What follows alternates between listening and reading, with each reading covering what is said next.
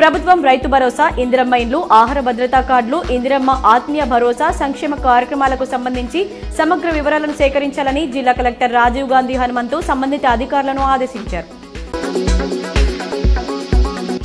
ఈ నెల 26 నుంచి మరో 4 ప్రభుత్వ పథకాలు అమలు చేయాలనే యోచనలో ఉందని rural MLA doctor Bhupath Reddy తెలిపారు. నందిపేట కేదారేశ్వర ఆశ్రమం వ్యవస్థాపకులు శ్రీ మంగిరాములు మహారాజ్ ఆధ్వర్యంలో కుంభమేళలో ప్రత్యేక పూజలు కొనసాగుతున్నాయి. ఢిల్లీ అసెంబ్లీ ఎన్నికల నేపథ్యంలో కాంగ్రెస్ పార్టీ ప్రజలకిచ్చిన హామీలకు సంబంధించి పోస్టర్ను తెలంగాణ ముఖ్యమంత్రి రేవంత్ రెడ్డి విడుదల చేశారు.